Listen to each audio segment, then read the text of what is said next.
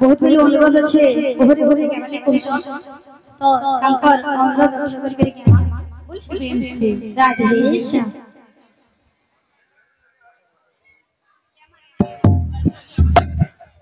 बोल प्रेम से राधे श्याम सखी संगे गिले रहा नदिया का धरे सखी संगे गिले रहा नदिया का धरे ओ रे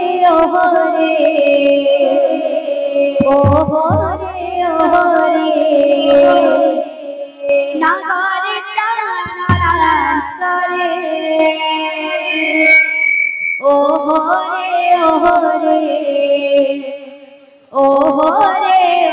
रे नागारे टाणारान सरे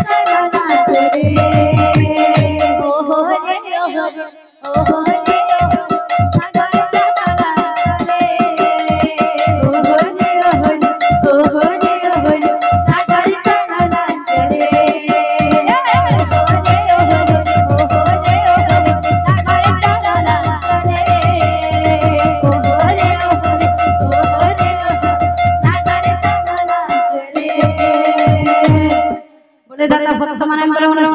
पुनः होला